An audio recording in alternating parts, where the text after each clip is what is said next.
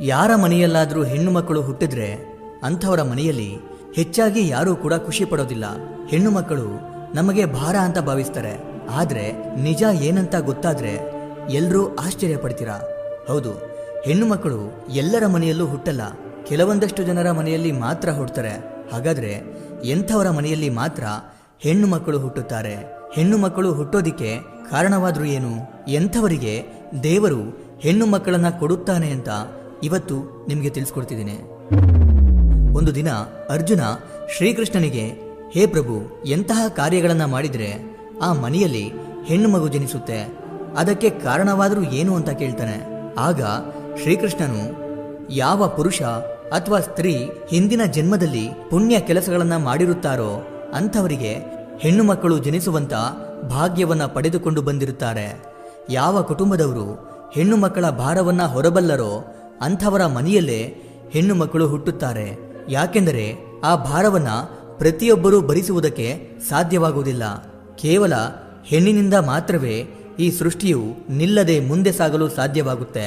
ತಾಯಿಯಾಗಲು ಅವಳ ಸರ್ವಸ್ವವನ್ನೇ ತ್ಯಾಗ ಮಾಡುತ್ತಾಳೆ ಎಂದು ಶ್ರೀಕೃಷ್ಣ ಪರಮಾತ್ಮನು ಅರ್ಜುನನಿಗೆ ವಿವರವಾಗಿ ತಿಳಿಸುತ್ತಾರೆ.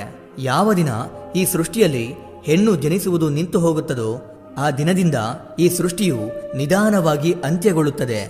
ಶ್ರೀಕೃಷ್ಣನ ಮಾತುಗಳನ್ನ ಗಮನವಿಟ್ಟು ಅರ್ಥ ಮಾಡಿಕೊಂಡರೆ ಆ ಮಾತುಗಳು ನಿಜವೇ ಆಗುತ್ತದೆ. ಹೌದು, ಯಾರ ಮನೆಯಲ್ಲಿ ಹೆಣ್ಣು ಮಗು ಜನಿಸುತ್ತದೋ ಅಂಥವರ ಮನೆ ಸ್ವರ್ಗದಂತೆ ಇರುತ್ತದೆ. ಆಚಾರದ ಪ್ರಕಾರ ಒಂದು ವೇಳೆ ಕುಟುಂಬದಲ್ಲಿ ಯಾರಾದರೂ ಸಾವನ್ನಪ್ಪಿದ್ರೆ ಮಗಳಾಗಲಿ ಸೊಸೆಯಾಗಲಿ ಪಿಂಡ ಪ್ರದಾನವನ್ನ ಮಾಡಬಾರದು ಅಂತ ಹೇಳ್ತಾರೆ. ಕೇವಲ ಗಂಡು ಮಕ್ಕಳು ಮಾತ್ರ ಪಿಂಡ ಪ್ರದಾನವನ್ನ ಮಾಡಿದಾಗ ಸಾವನ್ನಪ್ಪಿದವರು ತೃಪ್ತಿಯಾಗುತ್ತಾರೆ ಎಂಬ ನಂಬಿಕೆ ಇದೆ. ಮತ್ತು ಗಂಡು ಮಕ್ಕಳು ನಮ್ಮ ವಂಶವನ್ನ ಮುಂದುವರಿಸುತ್ತಾರೆ ಎಂದು ಭಾವಿಸಿ ಸಾವನ್ನಪ್ಪಿದವರ ಆತ್ಮಕ್ಕೆ ಶಾಂತಿ ದೊರೆಯುತ್ತದೆ ಎಂಬ ಧಾರ್ಮಿಕ ಕಲ್ಪನೆ ಇದೆ. ಆದರೆ ಇದು ಎಷ್ಟರ ಮಟ್ಟಕ್ಕೆ ಸರಿ ಹೇಳಿ?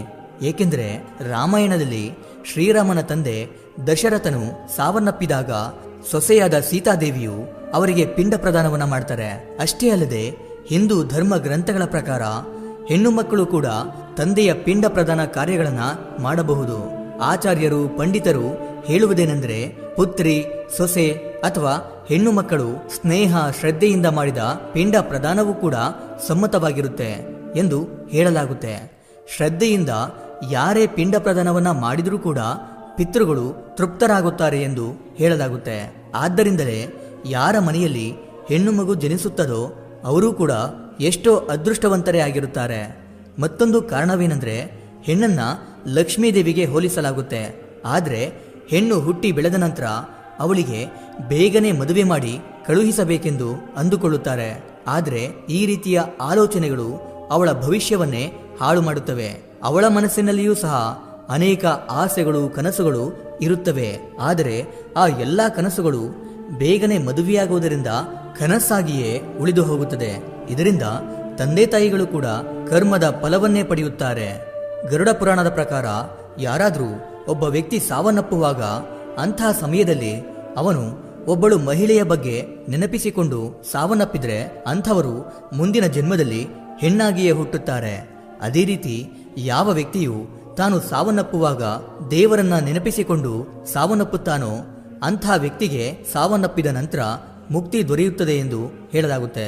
ಹಾಗೆ ಮತ್ತೊಂದು ವಿಚಾರ ಏನಂದ್ರೆ, ಪ್ರತಿಯೊಬ್ಬ ತಂದೆ ತಾಯಿಗಳು ಕೂಡ ಇದೇ ತರ ಯೋಚನೆ ಮಾಡ್ತಾರೆ. ಏನಂದ್ರೆ, ನನ್ನ ಮಗಳಿಗೆ ಒಬ್ಬ ದೊಡ್ಡ ಅಂತಸ್ತಿನ ಅಥವಾ ಶ್ರೀಮಂತ ಮನೆಯ ಹುಡುಗ ಸಿಕ್ಕಿದ್ರೆ ಸಾಕು, ಅವಳು ಚೆನ್ನಾಗಿರ್ತಾಳೆ, ಅವಳಿಗೆ ಯಾವುದೇ ಸಮಸ್ಯೆ ಬರೋದಿಲ್ಲ ಅಂತ ಅನ್ಕೊಳ್ತಾರೆ. ಆದ್ರೆ ಸ್ಕಂದ ಪುರಾಣದ ಪ್ರಕಾರ ನಮ್ಮ ಮನೆಯ ಹೆಣ್ಣು ಮಕ್ಕಳನ್ನ ತುಂಬಾ ದೂರದಲ್ಲಿ ವಾಸ ಮಾಡುವಂತ ವ್ಯಕ್ತಿಗೆ ಕೊಟ್ಟು ಮದುವೆ ಮಾಡಬಾರ್ದು. ಅದರಿಂದ ಅವಳಿಗೆ ಸಮಸ್ಯೆಗಳು ಹೆಚ್ಚಾಗುತ್ತಂತೆ. ಅದೇ ರೀತಿ ಹೆಣ್ಣು ಮಕ್ಕಳನ್ನ ನಮಗಿಂತ ಹೆಚ್ಚು ಶ್ರೀಮಂತರಿಗೆ, ನಮಗಿಂತ ಹೆಚ್ಚು ಬಡವರಿಗೆ ಕೊಟ್ಟು ಮದುವೆ ಮಾಡಬಾರ್ದು. ಯಾಕಂದ್ರೆ ಅಂಥ ಮನೆಗೆ ಹೋದ್ಮೇಲೆ ಆ ಹೆಣ್ಣು ಹೆಚ್ಚಾಗಿ ನೋವುಗಳನ್ನೇ ಅನುಭವಿಸುತ್ತಾಳೆ. ಹಾಗಾಗಿ ಹೆಣ್ಣು ಮಕ್ಕಳು ಹುಟ್ಟೋದು ನಿಜವಾಗಿಯೂ ಒಳ್ಳೆಯ ಕಾರಣಕ್ಕಾಗಿಯೇ ಆಗಿರುತ್ತದೆ. ಹಿಂದಿನ ಜನ್ಮದಲ್ಲಿ ಎಷ್ಟೋ ಪುಣ್ಯಗಳನ್ನ ಮಾಡಿದ್ದರೆ ಮಾತ್ರ ಹೆಣ್ಣು ಮಕ್ಕಳು ನಮ್ಮ ಮನೆಯಲ್ಲಿ ಹುಟ್ಟುತ್ತಾರೆ.